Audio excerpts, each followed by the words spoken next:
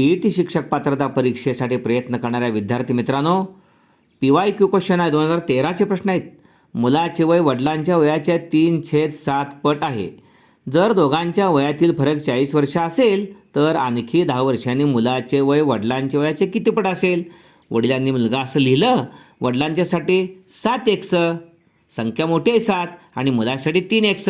या दोघातील फरक दिलेला आहे तो 40 आहे.